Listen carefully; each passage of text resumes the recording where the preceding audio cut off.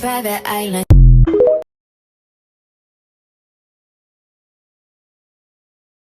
You will be popular. You're gonna be popular. I'll teach you the proper poise when you talk to boys. Little ways to flirt and glance. Ooh, I'll show you what shoes to wear. How to. I walked across an empty land. I knew the pathway like the back of my hand. I felt the earth beneath my feet. Sat by the river and it made me complete. I just want to say that if you're thinking about going, go. I just want to say to this content creator, Stitch, yeah, you right, sis. I need y'all, black women, tap in, get out. Let's go.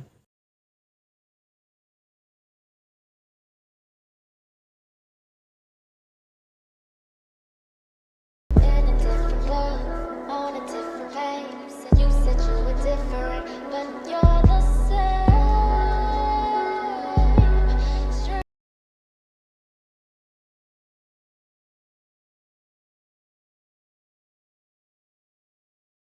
I've been working remotely for the past 2 years, and here are 3 things you need to know about finding remote work. Number 1, remote jobs are extremely competitive, so don't be surprised if it takes you a few months or longer to find a job. Number 2, because remote jobs are extremely competitive, you need to be highly skilled and experienced to compete against other applicants. This means you need to be upskilling by taking online courses and getting experience, even if that means volunteering. Number 3, you don't need a 9-to-5 job to work remotely. You can start an online business or freelance. There are so many options out there when it comes to working remotely. When I say leaving the United States made me healthier, I mean that. When I finished college, I was pushing 180 pounds and I'm 5'3". That was never a healthy weight for me. When I left the United States, I started eating better and I started going outside, breathing fresh air, and doing things that we should be doing anyway. The quality of food was so much higher that I wasn't even on any diets or anything, and the weight was still coming off. I started feeling better, I had more energy, and my quality of life just improved. In the States, we're so focused on having the biggest portion size and the smallest check, okay? But that's not what food and eating should be about. Now I focus on things that taste good and benefit me and my body. I also spend a lot more time eating with other people because of that communal experience. People not eating in their cars abroad, sis. I'm in the best shape of my life and I ain't missing no meals, okay? Period. Ooh, do not forget this part, honey. Do not forget this part. So wherever you go in the world, if you are an American citizen, you are still obligated to declare your taxes and in some cases pay your taxes, despite that you're not even earning money in the country anymore. So you will always have to file your annual tax return just like you did at home, but the difference is that you can qualify for the foreign earned income exclusion, which basically if you make under a certain amount, which is around like $100,000, I think $110,000, you will not be taxed on that income. So you will not have to pay taxes on it, but you do still have to declare it. And so yes, when I lived in Italy, I was paid in euros, Italian salary by an Italian company, and I essentially did have to declare my income, include my pay stubs to have proof of that income, but I did not have to pay any taxes because I was making well under that cap. But yeah, do not forget this because they will get you for that.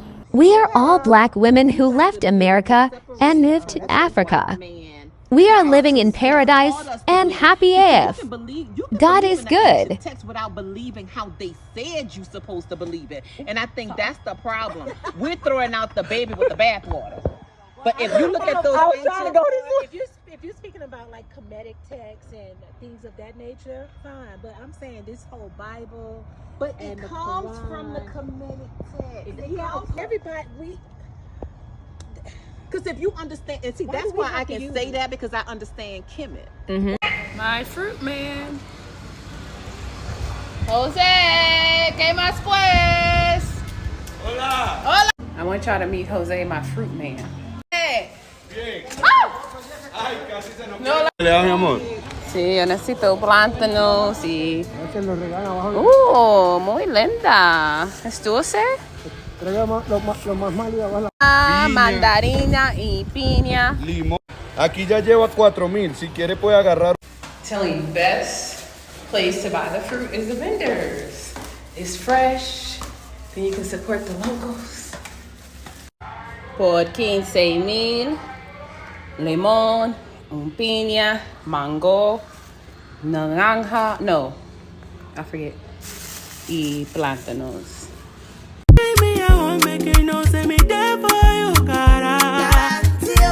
And if not the price be that, I feel like to see ya. I never traded you for nothing. This love will making me the jackpot shit. Without you, I no break to love. Without you, I'm a good time with this all bingo. I never traded you, baby. This love will making me the starting. No. I'm a good telling me what's up, bingo. I'm a want to make me dead. I'm a girl, I want to make you. Baby, I feel like making you. Oh, baby, oh,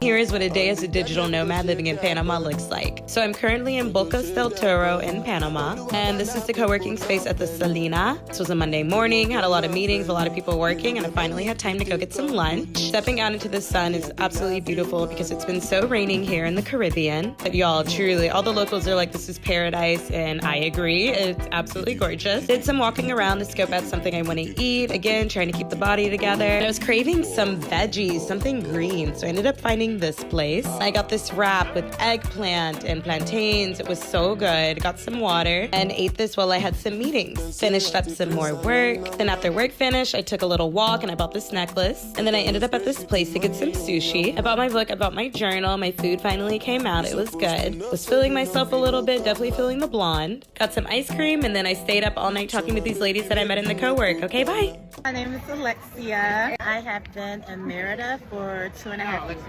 What do you do for a living? Are you working here, retired? Oh gosh, I wish I was retired. No, I'm a therapist. I'm a therapist and a coach. So all of my clients are virtual. I have some clients locally, but most of my clients are in the state of Maryland where I'm licensed. And then I have people in different areas across the state. Excellent. I love that for you. I love it for myself. How is it working in a different country? A lot of people ask me about Wi-Fi. Yeah. They ask me about time zone differences, things like that. So how is that for you? Yeah, so the time difference is actually not too bad. The only kind of adjustment that I have to make is right now. Because right now, Mexico did away with their daylight savings time. So technically I'm in Central, but since I'm Central Mexico time, that's not the same as Central USA time. If your idea is to move abroad, one of the things that you can start doing now is start paying attention to time zones. How often do you tell somebody, I'm going to meet you via email or whatever, and you just say 9 o'clock?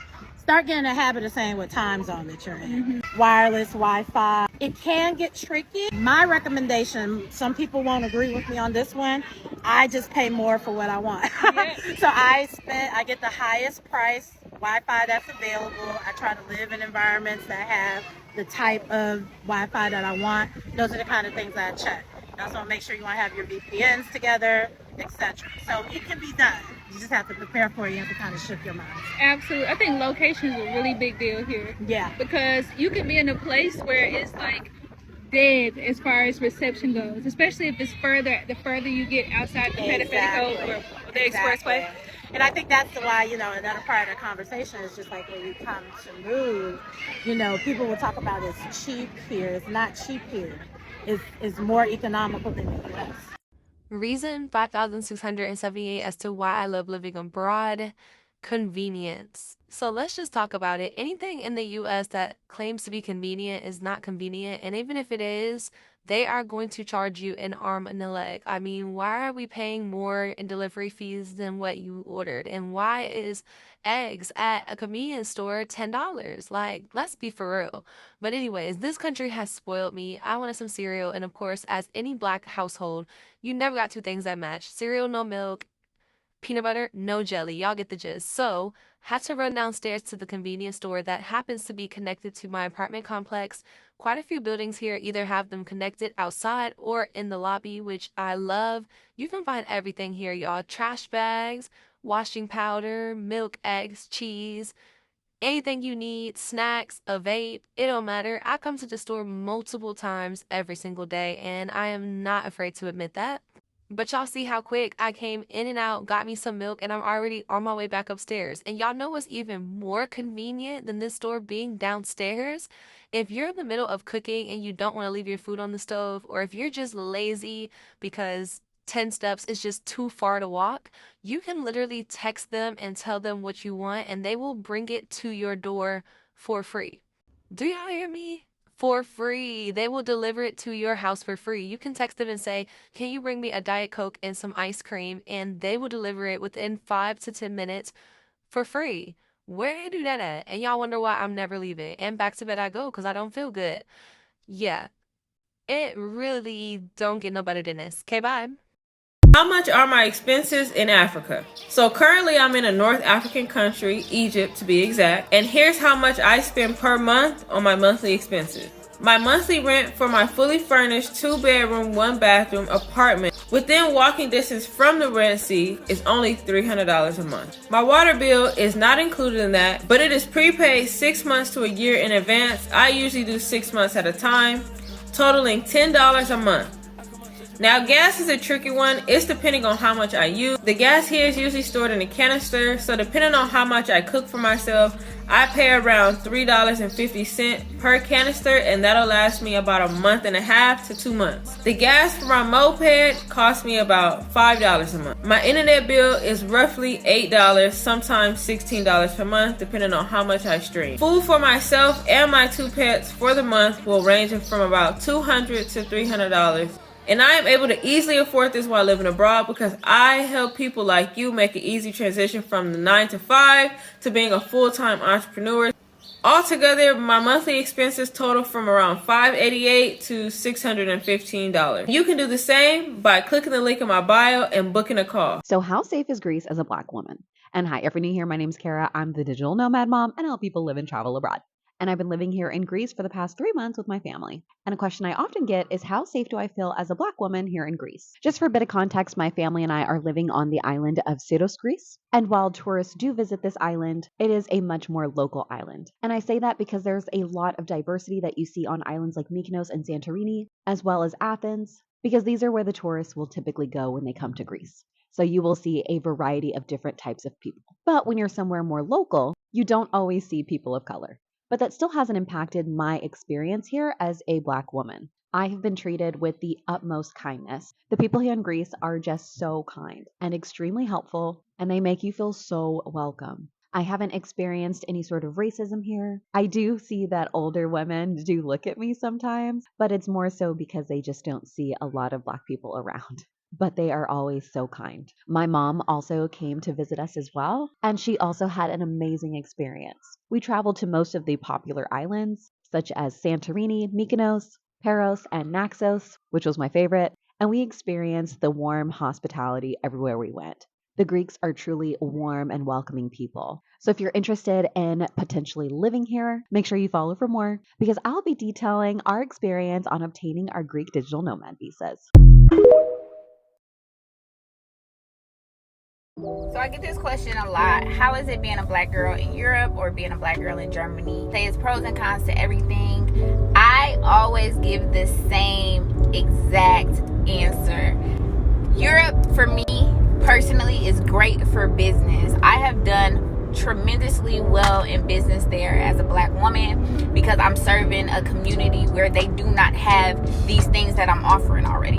Socially, Germany in particular, not for me. I don't date there. I don't go out there. I don't really do anything there. So that is another reason why I was able to thrive so well in my business, because I literally have nothing but time, space, and opportunity to focus.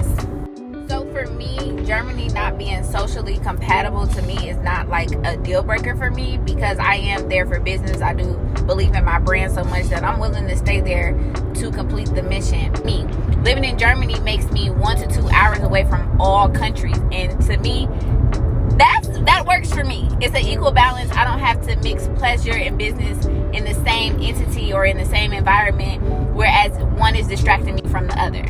I have the perfect balance in my life, and even when I come home to Atlanta, I stay home for a month, recharge myself, eat good, I drive, I just be feeling myself again, and then I go back to work, and then I take a break when I feel like I need a break.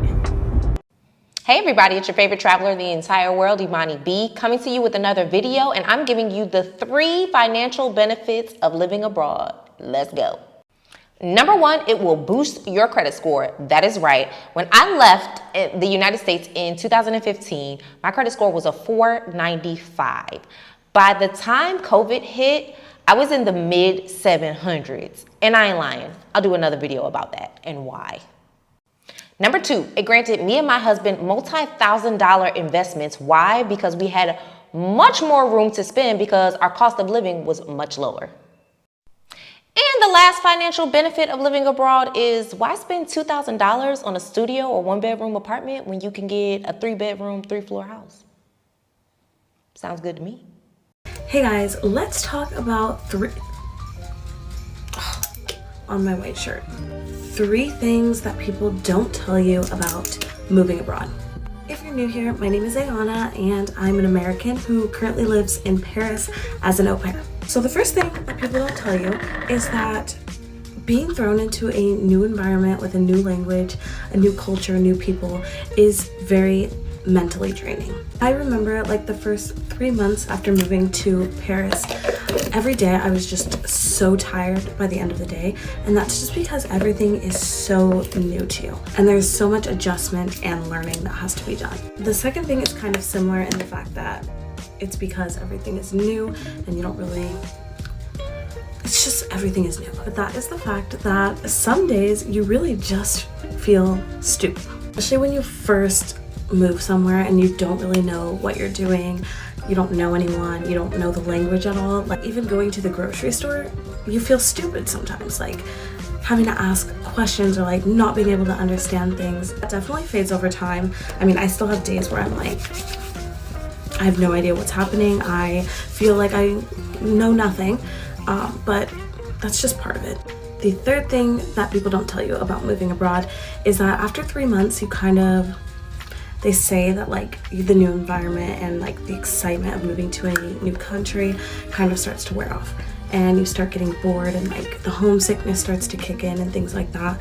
So I really didn't realize that that was going to happen. When I moved to Italy, I was only there for 3 months, so I never really got homesick at all. Now that I've been in Europe for almost a year, I am like so antsy and anxious to go on a new adventure and like move somewhere else. 3-month hump is like literally the end of like the honeymoon phase and everything just starts to kind of wear off, and that's kind of sad because I like sit back and think and I'm like, a year ago I would have dreamed to be living in Paris and now I'm kind of just like, all right, what's next? So I think when you hit that phase of your adventure abroad, you really need to like book a trip or, you know, do something to get that thrill back. Let me know if you guys want a part 2. 3 things I wish somebody told me before coming, moving, staying in Bali, Indonesia. Let's just get right into it. First things first, I wish somebody told me to pack duplicates of the same card. So your debit card, pack an extra one. Your credit card, pack an extra one. When you take money out of the ATM, it gives out money a little bit different than they do in the US. They give you your debit card last. So they give you your cash, they give you your receipt, and then they give you the card at the very end. So if you're slightly even a little bit distracted, you're gonna forget the card, or you're gonna walk away thinking you got the card first and you didn't. And sometimes the machine even eats your card. So be sure to pack duplicates of your debit card. Number 2, the traffic. I guess people do warn you about the traffic here, but there's no really right way to get ready for traffic, but just know you will be in traffic. You'll be in scooter traffic, you'll be in car traffic, you will just be in traffic. I guess there's no getting around the traffic, but anticipate to be in traffic. A lot of it. Number 3, I wish somebody told me, don't pack any jeans, not a jeans skirt, not a jeans pants, nothing jeans. First of all, the temperature here is really, really hot. Jeans are heavy. It makes sense to just wear something like light and airy. So like dresses, crop tops, skirts, loose pants, wear stuff that's airy, because jeans, it's not necessary here. Those are my 3 tips about traveling here, but follow me for more tips and tricks and my journey in Southeast Asia.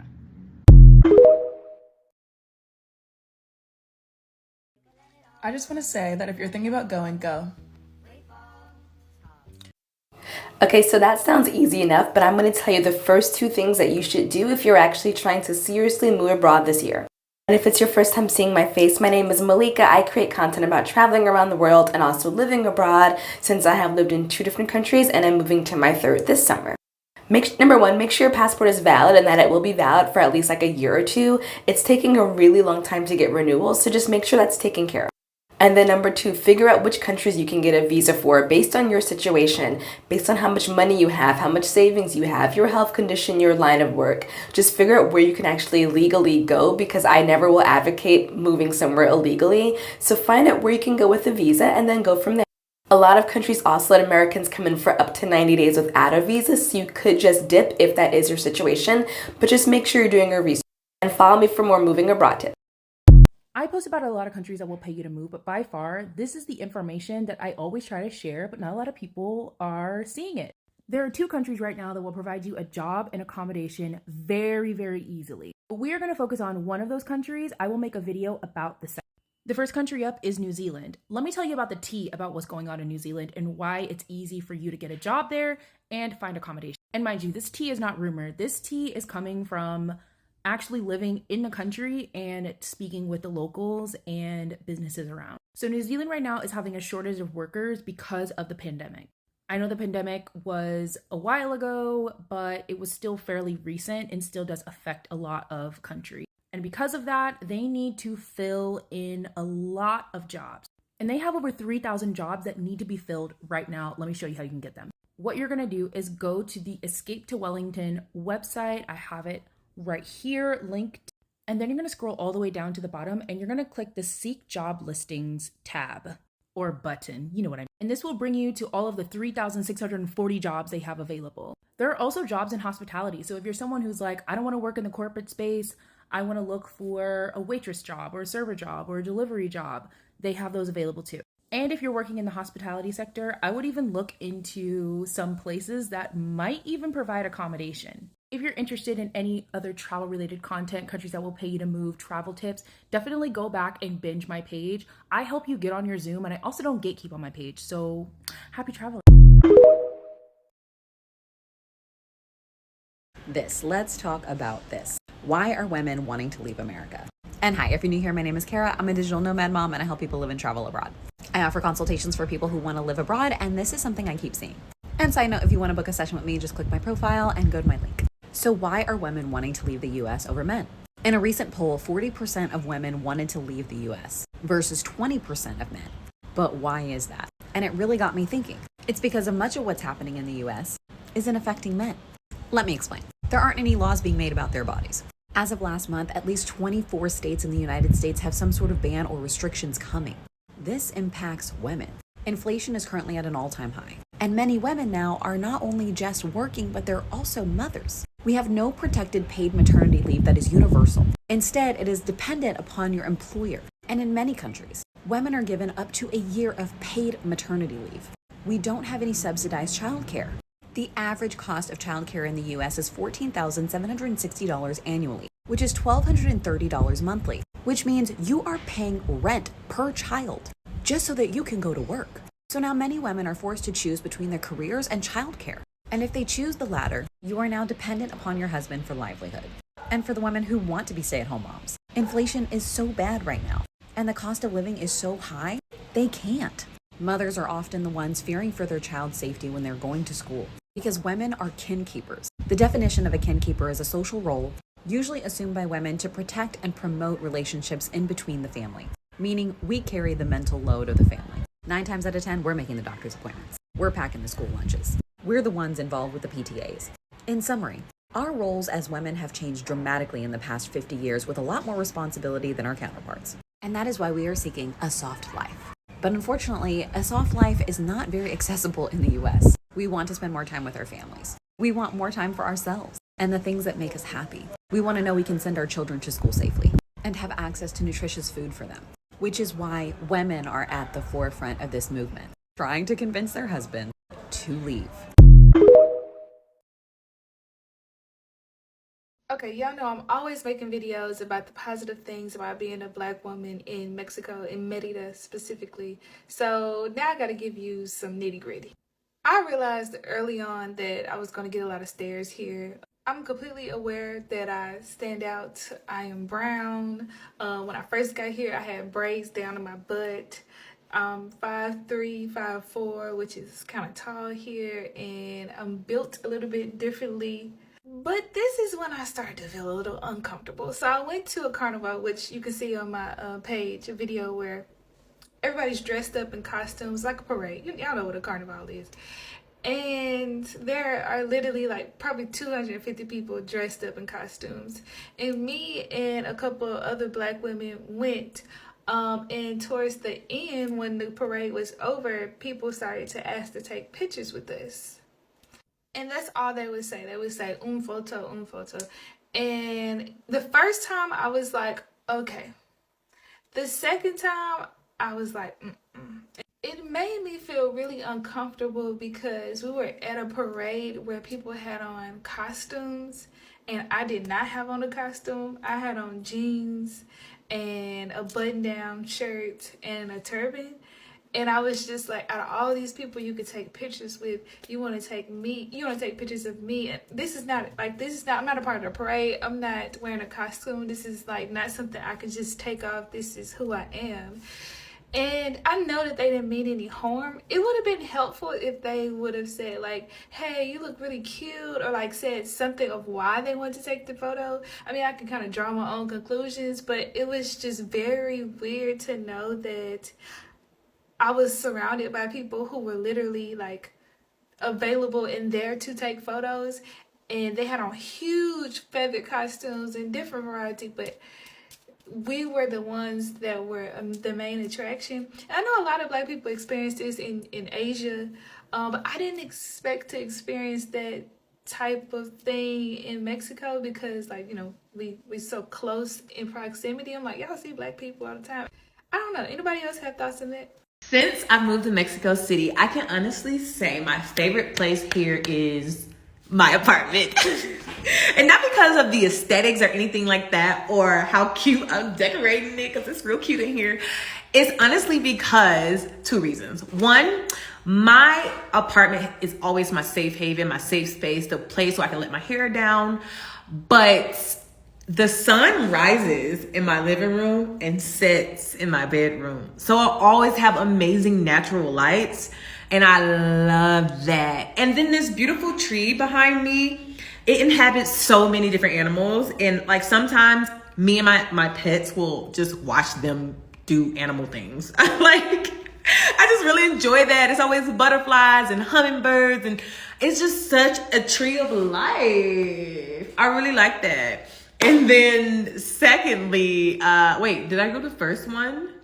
Yeah, secondly, my rent includes everything. So once I pay rent, I pay nothing else. It includes gas, water, light, and Wi-Fi. Like, I don't pay any extra bills. So I'm so grateful because I actually have a really great landlord, and I enjoy the street and the building that I stay in. And I signed a 1-year lease, but I might extend it to another year because I'm just so comfortable here. I don't want to move. I am literally located near everything I need. I joined a co-working space that's a 5-minute walk away. There are street vendors and street markets that happen every Tuesday and Friday, like on the main road in front of my apartment. There is a bus and train line right on this way on the side of my apartment. There is a grocery store, Office Max, Popeyes, lots of cool bars and restaurants, all in walking distance. In addition to like 3 major parks that have dog parks, I can take my dog there. Like, I'm literally in such a great location. Like, even if I move out of this apartment, I'm only moving like a street or 2 over. Like, I'm not leaving this area. Like, I love this area. So yeah, my favorite place in Mexico City is definitely my apartment. I love being here. People are always asking me, what do you be doing with your free time? I'd be like, girl, in the house. I love it here. Now is going to be very, very different. If you're unfamiliar with my page, my name is Imani B. I have been an expat since 2015. That is 7 beautiful years. I gave birth abroad. I have lived in 5 countries. I have lived on 4 continents and still go. So how did I do it, you might ask? When I initially moved abroad, I moved abroad out of desperation. So I didn't necessarily take the steps that I tell people to take now. For example, because I moved abroad on a whim and I planned my move in less than a month, I only had $400 to my name. Not a smart move at all. I tell everybody that your biggest how is based on your living circumstances. Do you have any dependents? Are you taking care of any elders, any children? What is your career or your skill set that you can transfer those skills abroad? How much money you got in the bank? Do you have a lot of assets? Do you have properties in the States? Do you have other things in which you would need to sell, like cars or anything that you can't take with you? All of those things are going to determine how it is that you're able to move abroad and how soon you'll be able to move abroad. For me, I moved abroad before I had a child, before I got married, before, you know, my career got into a certain level, and I pretty much was teaching abroad in order to make money. That's why I always say, for a lot of us, don't be following these folks that left Fortune 500 company corporate jobs. They have 401ks and all the things. Find the people who got it up out the mud and found a way to make a way. But the first how to move abroad is making sure that you have enough money in the bank. I tell everybody, if you're an American person and you make US dollars, make sure you have 6 to 9 months of US dollars of whatever it is that you're making right now to go wherever it is that you're looking to go. I want to be able to adventure a little bit easier, and I've been wanting to live in Europe since I was in like first grade. I honestly learned about the British accent in first grade, and I was like, I need to move there. So I was like always trying to get to Europe, obviously because of more reasons than that, but that was my main reason when I was a child. So wanting that childhood dream come alive.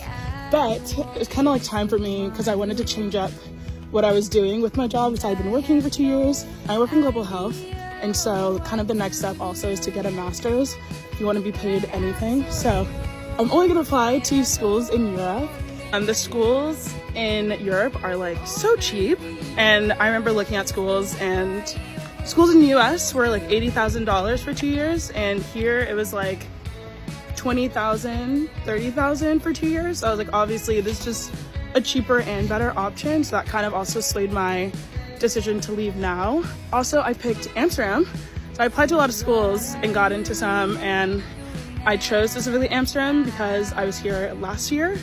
And during the dead of winter, obviously when that's like not supposed to be fun, we got off the plane, we were walking around the city, and it was so sunny and everyone's out, and it just seemed so fun. And like, I don't know, like it's kind of like living in a cute little small town, but like with the big city perks.